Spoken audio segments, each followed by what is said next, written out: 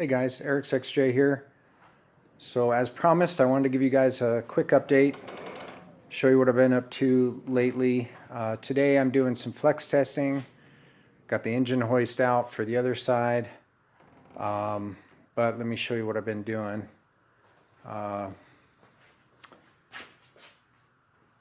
So I had to rework some of the brackets because I'm stretching the front axle forward 2 inches. Everything looks pretty good. I may have to do some fine tuning with my hydro assist ram, and I don't know if you can see right here, there's a little bit of contact between my track bar and my upper link bracket here, so I'm going to clearance that a little bit. But other than that, I mean, things seem to line up pretty good. Stretching it forward 2 inches. Now, when I originally built the fenders for this thing, I made it specifically for 37s, and they fit really well, you know, right in the center of the wheel well. Had enough clearance. If you've been on my website, you've seen that I pretty much notched this out for more clearance back here, which is a big help. And then of course, let's see, I reworked this, you know, stock, it kind of sticks out down to here and has a corner that always rubs.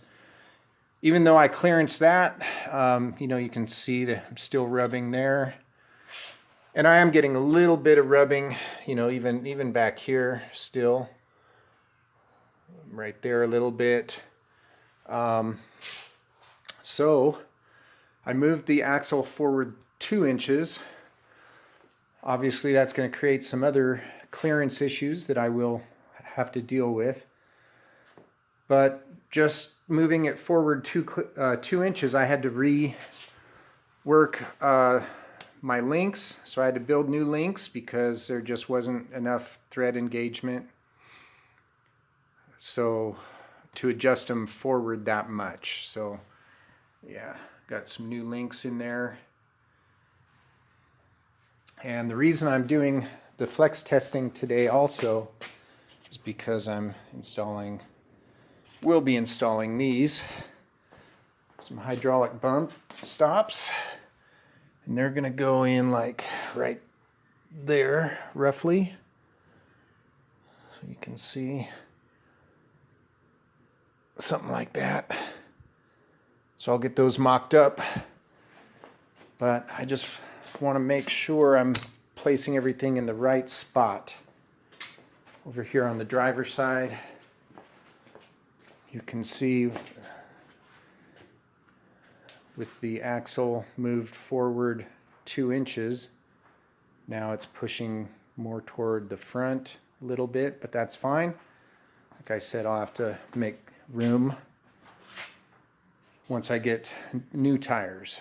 So alright, so I wanted to show you how it is at full stuff on both sides, equal. And this is where it gets really tight. But, oh, first you can see the pitman arm and really close to the tie rod. Now this is about a half, I probably have a ½ inch more up travel if I really wanted to push it, but that's where my shocks bottom out, and I do have those shaft bumps in there, but so I might have maybe another ½ inch to go, but that's pretty much where I'm going to call it good. You can see how tight it is in there. Let's see.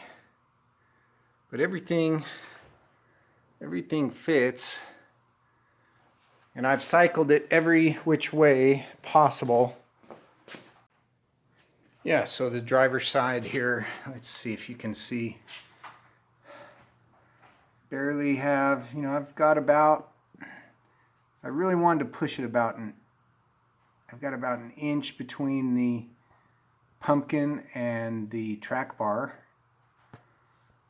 but everything else barely fits. Oh, and also one reason I wanted to show you guys, let's see, maybe I can show you here if you can see it. Let's see.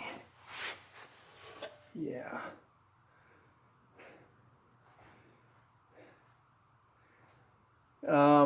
Right where that shadow is, there is a crease, a very slight crease in the oil pan. And that is from the track bar before, which is one of the reasons why I'm getting these hydraulic bump stops, is because coming down off of ledges, or when you're going fast and you hit a hole or something and the front end bottoms out, before my track bar would hit, see, you could see right up in there, you know, I can barely put my fingers between that, and that is before I added these new mounts to